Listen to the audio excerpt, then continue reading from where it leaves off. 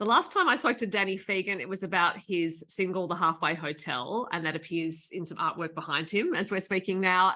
Now I'm going to talk to him about quite a different song, The Fight Song, which has an appropriately impactful video to go with it. And we'll talk about that too. Hi, Danny.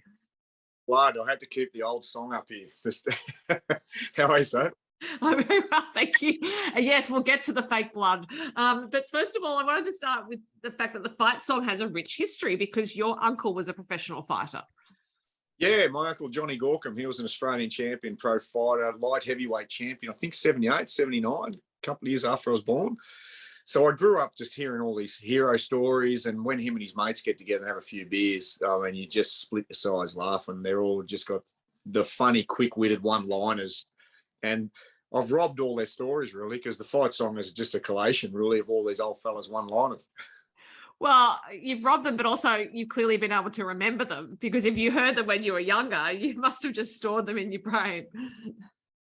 Hear them over and over again every time they catch up. Sadly, there's not as many of them around now as what there were, but yeah, no, it's they're sort of legendary around here, all these funny one-liners that they all use and all the rest of it. So I had a few of my own. I've been boxing again for the last 5 years, and you pick up a few things from the gym, some one-liners as well. But it's just a good fun song. It came together quick. Like, I think I wrote it in about 15 minutes, at the Man from Snow River Festival, and that rarely happens for me. This one and that one both came together quick. Maybe I'm getting, I don't know. So you said well, actually, there are 2 points I wanted to ask you about. The first one is you said you've done a bit of boxing in the last 5 years. Now, what brought you to boxing at this stage of your life? Getting a beer gut. I had something. I actually had a mate down the road here. He's on a farm too, and he was blowing right out, and I didn't see him for about 3 or 4 months, and he's looking pretty trim and pretty fit. I said, geez, mate, you've done a number on yourself. What are you doing? And he said, oh, I've gone doing a bit of boxing and stuff like that. And I said, gee, I used to do a bit of that in my teens, I said, you mind if I come down? And I said, well, I'll be raining on your parade if I come in with you. And he said, no, come in. So it was about 5 years ago I went in with him, and I've been going 4 days a week since, just to get a little bit fit. It was only for fitness, really. We have some club fights. I got 2 broken ribs there 2 years ago, blew on a fellow who was 30 kilos heavier than me, but he was also 20 years older. So I thought I'd have his number, but he just launched me. But it's a bit of good fun. And the 2 broken ribs do get a mention in the song. And there's also a line in the song that says, geez, I love boxing. What do you love about it? Your research. That's what I love about this is your research. You go right in the lyrics and everything before you ask questions. I love it. What do I love about boxing? It's very good for the head. I'm busy. There's half a dozen fellas out here now. There's Sparkies, plumbers. One fella's on the excavator. We're knocking off. We're having a beer, but life. We've got a farm. I own a pub, which is 15 minutes down the road. And I don't know, just throwing the paws around for an hour. It just gets your head right, I reckon. If you don't get it knocked off. Well, I suppose it's got you've got to be tactical about it, because you're obviously trying to not get hit and you're trying to hit someone else, but you've got to be light on your feet and you do have to be really fit. So I know it's not a sport for everyone, but I've heard from several sources that it is great for fitness and alertness. It is actually. I mean, it's because your anxiety levels, it doesn't matter how good you are, your anxiety is kind of peaking, right? Because you don't want to get hit. So just that gets the heart rate up and the cardio happening and all the rest of it. And I mean, I enjoy that side of it. I still can't fight, but I can just lose for a lot longer now. It's it's good for me. I enjoy it. Well, that also goes to a lyric in the song towards the end, which says there are no winners in that fight. There were just 2 losers for the first time ever. This mate of mine that I go down there with, not only is it a collation of my uncle's stories and all his mates, you're too young too to remember as well, but there used to be a thing called TV ringside. So when free to air only had 2 or 3 channels, they used to be down at Melbourne every Friday night. So that was a massive thing. People would sit around their tellies and they'd watch TV ringside, and all these fighters come to Australia's ranks. So that's where a lot of those stories came from. But can you repeat the question? I've lost it. Oh, I think I was just saying that in the song you say there were 2 losers, no winners. Yeah.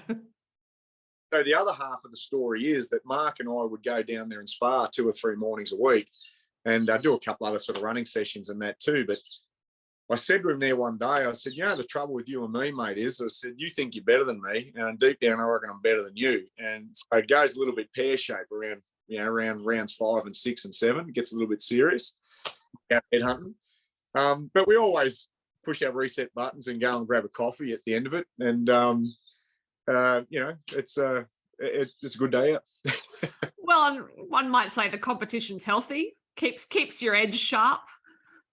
Yeah, well, it does, doesn't it? They reckon it's the loneliest sport when you're in that ring and you're copping a hide and there's nowhere to go, really. So it's, I'm no great fighter. Like, don't get me wrong. It's I only do it for fitness these days. I've got a couple of prolapse discs from some rodeo falls when I was younger, and I was no good at rodeoing either. I'm actually no good at anything, to be honest.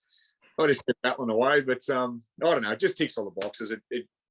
It sets up your day. If you go and do that early in the morning, you feel like you're stepping out for the rest of the day. Look, I would dare to say that everyone who rides rodeo has an injury of some sort. A few years ago, I wrote a book about bull riders and interviewed a lot of men on the PBR tour, and the injuries that I heard about, I just think if you get on any kind of animal that might buck or jump or do something, you're going to get some injuries. It's not when, it's not if, it's when, is what they say. But I never rode any bulls, so I always say I never had the opportunity to jump on a bull, which is rubbish. I just never had the ticket to do it. But I bronc rode for a little while. I rode horses, and I wasn't much good at it. But it was good fun at the time. And my young bloke just turned 15, and he won the Man from Snow River back in April, and he just won the Mountain Cattlemen's Get Together on Sunday. Right. So really well, and he wants to get into a bit of rough riding. We've got a shoot down here on the Campcraft Arena. So he does a little bit of bucking out. And a bloke up the hill here, Brad Pearce, he's a bit of a legendary bronc and bull rider. He can ride everything. He won Cheyenne. He was rookie world champion. Bill, my son, went up and had some lessons with him there the other month and bucked a couple of ponies out. So he seems like he's going to go down that way. I'm not particularly encouraging it, but I think unless you're really, really good at it, it's a pretty tough way to make a career. It seems, well, I mean, I'm digressing here, but it seemed to me that for the bull riders, it was an irresistible thing. Like they had to do it. They didn't question it. They were prepared to spend their weekends driving hours and hours and hours just to get on a bull for however many seconds. Yeah, well, I don't know. I've never been a bull rider, but I can, riding the horses, you can see it, and, all that sort of stuff that goes with it. Mm-hmm. And you mentioned the Man from Snow River Festival a bit earlier, that you wrote the song, the fighting song at that festival. So in the middle of all of that colour and noise of a festival, what made you just sit down and write a song? Well, I'll tell you exactly what happened. I've been ingrained in the Man from Snow River for years. I competed in it years ago, and as I say, my girls compete in it too, and they did quite well this year, and Bill won it. I've been ingrained in it for years. Last year I asked if I could have a lesser role. I just wanted to watch the kids compete. I didn't want as much stage time, and I didn't want to do the reenactment, a few things, and my mate was running it, and I said respectfully, I love being included in this festival, but I just want to watch the kids, and as a last minute call up, I got called up to do Riders in the Round with Fanny Lumsden and Blake O'Connor, and I literally had 4 minutes notice. I was watching one do something, and I had 4 minutes, and I kind of started chalking this song out the night before in the halfway hotel, and I felt like I nearly had it finished. And with 4 minutes notice, I tried to get out of that spot, by the way. I went and saw Dan, who's Fanny's husband. I said, mate, I'm not prepared for this. I can't do this. You've got a multiple aria winner, golden guitar winner, bloody golden guitar winner over here, and you got me. Like, I feel like I'm setting myself up for failure. And anyway, I ran back and I thought, well, I can't beat these guys in singing ability and gongs and everything else and all the rest of it. So I thought I'll go the other way and just do something a bit lighthearted. So I quickly finished off a bit of a chorus to the fight song when I went over, raced over the horse float to get my guitar. And I bought myself a bit of time because I rang Dan and I said, I've got no strings on my guitar, because we'll do on the main stage. So, that was a believable thing that I was changing strings, which is rubbish. I was just trying to buy 10 or 15 minutes to finish the song, and I had some cheat sheets. So when I went back there, I was probably 15 minutes late, and I walked on stage, and these guys are saying, Blake was saying, well, he goes, this was about a bad relationship or something, and I won a golden guitar for this, and I did this, and then Fanny said, I won an ARIA for this, and I did this. And I said, well, I won nothing for this, and I just wrote it. So I punched out the fight song, and it seemed to go over really well. Everyone liked it and laughed, and I backed it up when it came my turn again with the Halfway Hotel, and I thought, well, these sort of tongue-in-cheek songs seems to be working for me today, so that's why I recorded both. Well, it is a song that is chock full of story, I have to say, and it's not just because you're quoting lines from the people you grew up around. It's also because you pulled it together as a story. So there is a whole narrative through it, and we do go on the journey with the narrator, who we presume is you, in the ring, and so it is really entertaining. I've listened to it several times, and I'm drawn into this story. I want to find out what happens, even though I know what happens because I've heard it before. I find it's I enjoy these type of songs on my repertoire too. I've always said that, like Duncan Toombs does my film clips and things, and I said, mate, I do my best. I know I'm not the best singer or the best guitarist or whatever, but music's been good to me over the years. It paid the bills when farming didn't, and I'm enjoying it now. But I want to leave a polished article because I'm fully aware that these film clips and things are going to post-date my existence, and I want my kids and my family to be proud of me. So I want to do a quality film clip with the songs, and I'm quite enjoying not taking them too seriously. Bit of fun with them. My go-to is Corb Lund in Canada. I've listened to him for years. Corb Lund is his name, and I just love that it's so obvious that he's lived the lyrics, because he wouldn't be able to write that way if he didn't understand the lyrics to start with. And it's just a little bit of breath of fresh air, it's something a bit lighter. Yeah. Well, and you can hear in the fight song that there is a note of amusement or a tone of amusement from you in the delivery of it. So it's sort of like this self-aware nod to not being that great in the ring. You're in there, you're giving it a go, but there are two losers in the end. Getting bashed up for 10 rounds. That's right. Now, you did mention the film clip, so you nicely led into my next question, which is about the film clip, which I said to you before we started recording. I spent a bit of time doing this in front of, because the makeup, the blood makeup, is quite realistic. So I'm wondering how long it took to film, given that there are quite a few people involved. There was a lot of makeup. There's quite a lot happening in that clip. They did a great job. Lee and Lisa, who work with Duncan Toombs, part of the team. And I mean, they go out, I think Lisa was telling me she moved on to go and work for, what's the name of that show on Channel 7 where they jump out of helicopters and stuff? They take celebrities. Oh, SAS, whatever it is. That one. So, I mean, these guys are unreal. And I thought, I want to do it right, and we're conflicted with time too, because you might remember last time we spoke, I had a shoulder in a sling. I had to get a shoulder, which was a week after we did those film clips. And I said to Duncan, it normally takes 3 or 4 days to do a film clip. We've got to do 2 in 4 days. We've got to knock these out. So we just called on the right people. We didn't have time to muck around, and they were very, very efficient. To the point where there was a bit of a tug of war between Duncan's time frames and Lisa and Lee's, because we'd be in the back room after 2 or 3 rounds. They'd be putting a few more stitches on us and a little bit more blood and that type of stuff. And we lent on a crowd of friendlies that stuck with us from about, I think they got there at 6 at night, and they were still there at midnight or 1 in the morning, and the crowd is starting to part. And actually, we ran out of crowd. So, if I was fighting in one corner, doing a few things, we'd have to say, right, cut, move all the crowd around to the next corner so Mark could fight in that corner, because they're all bailing on us. It was 1 o'clock in the morning. So there was a bit of a tug of war between what Lisa and Lee could do and the time frames that were available. To go more directly to your question, but they were very, very efficient. Very efficient and very effective. It certainly does look like you got beaten up in that ring. So it does its job. Do you enjoy the video making process? Yeah, I do. I do. Duncan's got a great line. He said it's always a compromise. And I must admit, I'm a bit of a micromanager in my life. I like things organised, and Duncan's a very busy man. I love him to death. He's so cool, such a great bloke, but he's a very busy man. You don't get his attention until it's your turn, I find. candid now, it doesn't matter. I don't think Duncan would mind me saying this. He's a very busy man, so I start to panic like 2 or 1 week out that there's nothing organised for this. So I get a narrative. I start to work on extras, props, get all this sort of stuff down.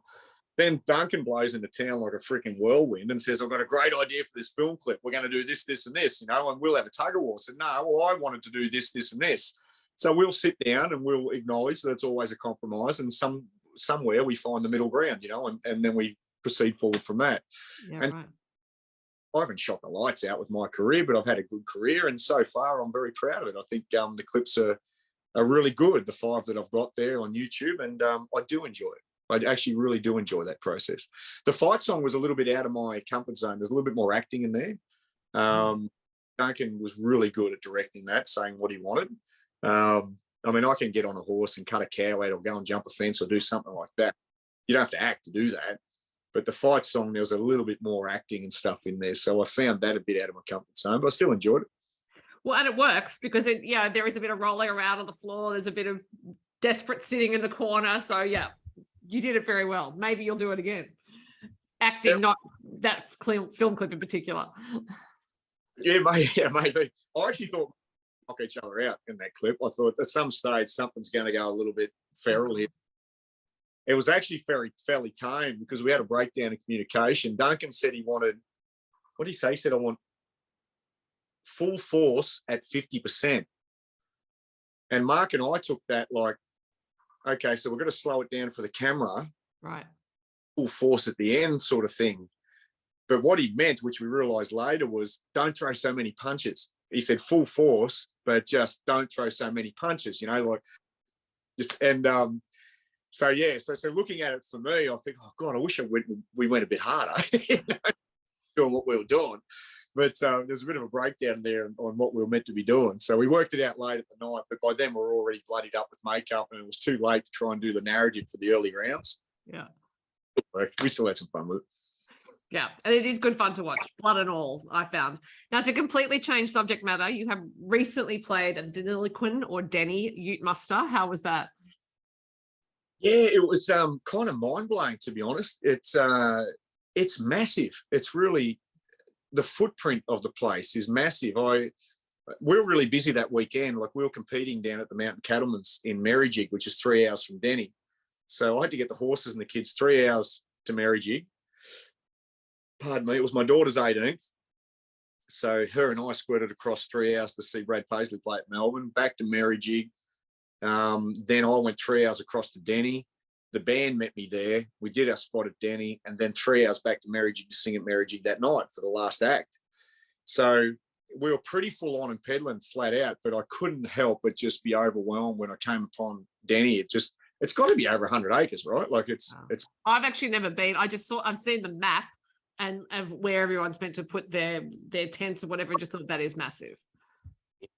It's akin to coming on Uluru, like driving up onto Uluru. It's coming onto Uluru. Like it's, you see the top of it, and then you see little sand dunes about 40 k's out, and then it grows in height and width. And yeah, it's similar to that. I thought. I said to the boy, like being out, you know, from Alice Springs going to Uluru and just watch this thing grow. It's just huge. Wow. And was the crowd responsive? Did you have a good time performing? Look, we were on the day stage, so the night stage would be amazing. And the boys took the mickey out of me because my boys played for everybody. And when I met them there before we were coming in to get their armbands and all the rest of the stuff, they go, yeah, that's the day stage over there, Danny. I went, wow, if that's the day stage, the main stage must be freaking huge, you know, like, okay, this is going to be cool. So we've gone up behind the main stage and, you know, got a out and stuff like this. They've just cracked themselves up laughing and said, nah, mate, this is the main stage. We're at the day stage over in the middle. No, it was cool. I mean, but it was an afternoon show, you know, like 3 o'clock. So I reckon we might have had 1,000 people watch us, which was pretty cool. Yeah, it was just a shame I couldn't hang around, you know. We had to sort of get off stage and blow out and get back to Merrijig real quick. Yeah. And I'd already seen Brad Paisley 2 nights before, but that would have been amazing. What a coup to have him locally at a muster like that. Yeah, I thought that was wild to get an international artist in that environment, but I know they've done it before. So but they knock it out of the park all the time, don't they? They've had Alan Jackson, Cor Blunt, Keith Urban. They just seem to keep doing it and pulling them out. Yeah. Well, I suppose there's nothing like it really. But yes, we could keep talking about the Denny Ute Muster, but I want to talk more about your other festival appearances perhaps this year. Have you played some already? Have you got any coming up? Yeah, I should have a list here. We've got a heap coming up. We're busy right through to about March, but if you ask me what I'm doing, I couldn't tell you. I seem to tackle each weekend as it presents itself. So I know this weekend it's relatively quiet. There's a Caulfield, Wodonga Racers have got a Caulfield Cup Day. And we actually knocked that gig back about 3 months ago because two of my boys, when I say my boys, our boys in the band are playing in America this week. So knocked that spot back. But I found out they were in trouble 2 or 3 nights ago. So I rang the boys in America and I said, can we juggle some flights or something? It's an afternoon spot. We'll get you back to Canberra that night. And so we're going to do that this Saturday. The following Saturday, I don't know. There's stuff coming up everywhere. I don't know. Peace. Well, I mean, given the number of interests you're juggling, I can only imagine that, yeah, that's the way to tackle things, is to not worry too far ahead, because otherwise you could just be endlessly pondering how you're going to get places, how you're going to manage everything and look after your energy and your time. Yeah, it's so insightful the way that you summarise things. You know, it's for me, that's the only way I can really operate. It gets overwhelming if I try and look too far ahead. Just, you know, with the farm and the pub and music and people and everything else. So I think I'm in Darwin actually the weekend after that. So yeah, I just remembered. So, but yeah, for me, it's very much just, look at the week that's coming and make sure I try and do a good job of the week that's coming. Try and nail that and try not to look too far ahead. Otherwise it just becomes a bit overwhelming. To bring it back to the boxing, is having that in your life a method of managing everything, because you know you're going to get just that pocket of time to be completely present? Because obviously if you're in a boxing ring, even if you're training, you need to be alert, you need to be there, you can't be thinking about everything else, you've just got to be there. So has that for you become a way of managing all those different things that you have to do in your life? I don't know. I think it's good. I just find it's good for your head because it's an outlet of aggression. It sounds crazy, but you know, it's not the worst thing to get punched either. It just wakes you up and sobers you up a little bit. It's just I don't know, it's just a great thing. And you're saying there before, you know, it's such a great fitness thing too, because you can't escape it. I mean, I feel like people who are watching this are going to think I'm this enormous great fighter. I'm not, but you know, I've done plenty of rounds in the ring, and it doesn't matter if you're an amateur level like me or a professional fighter. It's just you and another fella, and it's a battle of attrition. And I quite enjoy that too. And I do enjoy the mind games too, like just the slipperiness of it as well. Yeah. Just a good blowout. It's a good all-round blowout, and I'll do it for as long as I can. I haven't been back in the ring since my shoulder operation. I'm thinking this Thursday I might just try and get on the bag a little bit at a class and try and do something. But I have developed the opinion in recent years that human beings need to whack things. It's actually very good for us, because I'm a tennis player, and that whole sense of, which is also a solo sport. You talk about boxing being the loneliest sport in the world. Tennis, I think, is also a lonely sport, particularly if you don't play doubles. But that sense of satisfaction, actually whacking something, is really good at managing aggression, as you said, as an outlet. If there's any pent up anger that people are having, I know that talk therapy is really popular. I actually think whacking stuff works really well. I can say too. Yeah, I think it's just an outlet. I think you nailed it. Just saying that, it's just a nice outlet. It's for 3/4 of an hour or whatever, and it's I don't know. It just helps you line up all your ducks in a row for the rest of the day. I reckon. I find anyway, and you go to bed tired, which is always there you good. go. I think we've made the case for boxing, at least for fitness purposes, and also as the subject of a song. My missus would try and refute that. She was a sonographer and a radiographer before we started having kids, and she, your brain is the most precious organ. It's that big, and you got to protect it. And she can't stand. I nearly wake up most mornings. If I wake up early enough, I'll just put on a couple of YouTube fights or something, and that starts my day for 5 or 10 minutes. You know, and get a coffee and just watch someone pounding the hell out of somebody. And she just doesn't understand that at all. Well, it's not her hobby, I guess, is the thing. It's your hobby. And it's not felt the piss out of me. Yeah, right. Well, Danny, as it was last time, it's a great pleasure to talk to you about this new song. I hope you'll release some new music soon, and then we'll get a chance to chat again. But it's been great to talk to you for this one.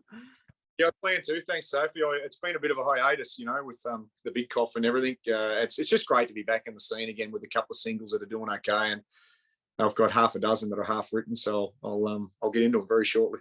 Excellent. Talk to you then.